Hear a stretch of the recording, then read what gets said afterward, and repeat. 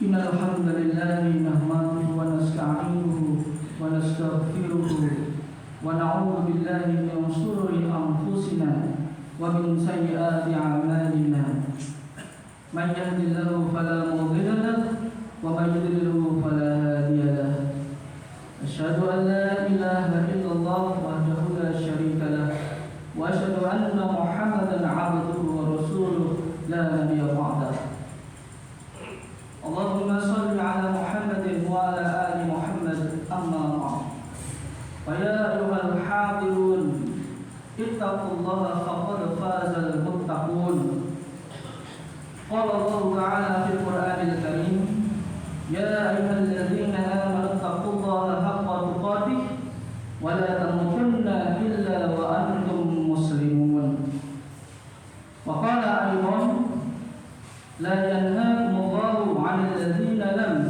يقاتلوكم في الدين ولم يخرجوكم من دياركم أن تبروهم وتقسطوا إليهم إن الله يحب المقسطين. Jamaah Jum'ah rahimakumullah, mari saya mengajak pada diri saya sendiri beserta jamaah sekalian untuk bersama-sama meningkatkan ketakwaan kita pada Allah Azza wa Jalla. Takwa merupakan ungkapan rasa syukur seorang hamba atas segala nikmat yang Allah karuniakan terhadap kita, seperti nikmat iman, nikmat Islam, nikmat kesehatan, serta nikmat kesempatan. Ma'asyiral muslimin rahimakumullah, Islam sangat menganjurkan umatnya menjunjung sikap toleransi, tolong menolong, hidup yang harmonis dan dinamis di antara umat manusia tanpa memandang agama, bahasa, dan ras mereka.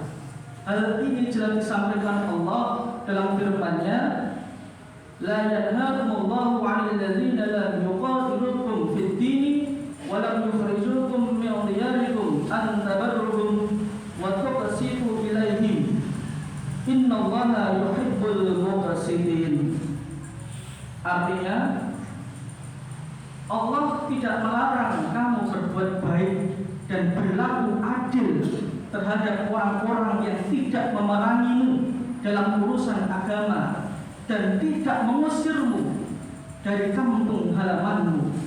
Sesungguhnya Allah mencintai orang-orang yang berlaku adil. Quran surat Al-Mumtahanah ayat 8. Imam Asy-Syaukani menjelaskan bahwa ayat tersebut mengandung makna bahwa Allah tidak melarang umat Islam untuk berbuat baik kepada orang-orang yang memiliki perbedaan keyakinan atau agama. Selain itu, pada ayat di atas juga menunjukkan bahwa Allah tidak melarang umat Islam untuk bersikap adil dalam bermuamalah dengan mereka. Hal senada juga diungkapkan oleh Ibnu Katsir dalam tafsirnya, bahwa Allah tidak melarang umatnya untuk berbuat baik kepada orang-orang kafir yang tidak memerangi mereka dalam masalah agama, seperti berbuat baik dalam persoalan perempuan dan orang yang lemah. Hadirin jamaah Jum'ah rahimakumullah, pada kesempatan khutbah kali ini khatib akan menyampaikan tentang pentingnya toleransi sebagai pengingat kembali perihal pentingnya menjaga interaksi dengan masyarakat non-muslim dalam wadah dan semangat toleransi antar umat beragama. Sehubungan dengan perayaan Hari Natal yang akan dirayakan oleh umat Kristiani, persoalan yang sering muncul apabila sudah mendekati tanggal 25 Desember ialah perdebatan mengenai bolehkah umat Islam mengucapkan selamat Natal bagi umat Kristiani. Dalam konteks demikian, terdapat perbedaan pendapat dari para ulama Tidak ada yang membolehkan mengucapkan Selamat Natal dan ada pula yang mengharamkannya. Namun terlepas dari perbedaan tersebut, faktanya tidak ada dalil yang mantuk atau makna yang tersurat dalam Al-Quran yang melarang atau membolehkan mengucapkan Selamat Natal. Semua dalil yang dijadikan landasan oleh para ulama tersebut bersifat mafhum, maknanya tersirat. Artinya apa? Masalah ini adalah masuk dalam kategori persoalan ijtihadi, persoalan tafsir. Kedua, persoalan pengucapan Selamat Natal adalah persoalan khilafiyah atau masih dalam perdebatan. Artinya tidak melarang bagi yang mengucapkan dan tidak memaksa bagi yang tidak mengucapkan. Keduanya memiliki landasan pendapat masing-masing. Dengan demikian, umat Islam diberi kebebasan untuk memilih pendapat yang benar menurut keyakinannya. Maka perbedaan semacam ini tidak boleh menjadi konflik dan menimbulkan perpecahan. Karena meributkan hal semacam ini hanya akan menguras waktu, energi, dan pikiran. Ketiga, MUI Majelis Ulama Indonesia tidak pernah mengeluarkan fatwa haram mengucapkan Selamat Natal. Akan tetapi MUI mengeluarkan fatwa haram bagi umat Muslim yang merayakan hari Natal bersama dan menggunakan atribut Natal. Hal ini tertuang pada fatwa MUI tahun 1981. Pada waktu itu ketua MUI dijabat oleh Buya Hamka, dan fatwa MUI nomor 56 tahun 2016. Dengan demikian, dalam menyikapi perbedaan persoalan pengucapan Selamat Natal tersebut, kita sebagai umat Islam haruslah lebih bijak dalam memandang adanya perbedaan pendapat. Kalaupun ada yang memihak mengucapkan Selamat Natal itu sebagai sebuah kebolehan, itu adalah hak mereka masing-masing. Begitu juga sebaliknya, apabila ada yang mengikuti fatwa haram mengucapkan Selamat Natal, itu juga hak dari masing-masing setiap orang. Mungkin tidaklah menjadi soal bagi umat Kristen apabila kita tidak mengucapkan Selamat Natal. Yang terpenting ialah kita harus mewujudkan hidup yang rukun antar umat beragama dengan tidak mengganggu perayaan ibadah umat beragama lain. Itulah arti pentingnya toleransi antar umat beragama. Ma'asyiral muslimin rahimakumullah, agama Islam yang diajarkan Rasulullah SAW adalah agama yang toleran dengan semua perbedaan.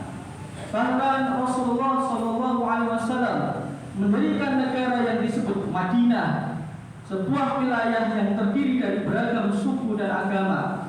Rasul tidak membedakan umat Islam dengan umat Nasrani maupun Yahudi. Semua di mata negara, dalam garis bawah di mata negara adalah sama. Begitupun di Indonesia saat ini, selagi orang tersebut berstatus sebagai warga negara Indonesia, mereka memiliki hak yang sama di hadapan negara, baik itu beragama Islam, Kristen, Konghucu, Buddha, Hindu, atau agama lainnya. Mereka yang bersekutu Asmat, Batak, Minang, Jawa, Sunda, ataupun Betawi juga tidak memiliki perbedaan di mata negara.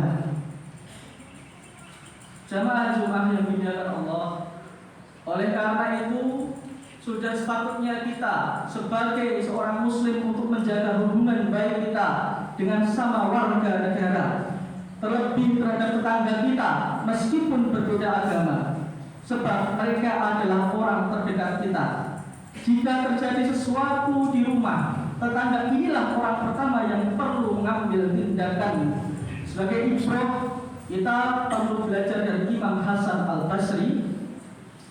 Selama 20 tahun, Imam Hasan Al-Basri ini menampung tetesan air seni tetangganya yang bocor di rumahnya. Tetangganya yang non-muslim akhirnya mengetahui hal tersebut sudah terjadi selama 20 tahun tanpa pernah ada pembicaraan dari sang imam, dan membuat hati non-muslim tersebut terenyuh. Sikapnya tersebut membuat tetangganya memeluk agama Islam. Perilaku Imam Hasan Al-Basri mengikuti sebuah hadis Nabi Muhammad yang artinya siapa yang menyakiti orang kafir zimmi, kafir yang tidak memerangi umat Islam, maka sesungguhnya ia telah menyakitiku. Dan siapa yang menyakitiku, aku akan menjadi musuhnya di hari kiamat. Demikianlah khutbah Jumat yang dapat disampaikan pada hari ini. Semoga kita semua diberikan kemampuan oleh Allah Subhanahu wa taala untuk senantiasa berlaku adil kepada siapapun tanpa pandang bulu.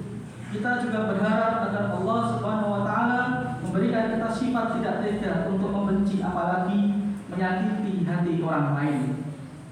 Barakallahu wa lakum fil Qur'anil Karim wa nafa'ani wa iyyakum bima fihi minal ayati wa dzikril hakim.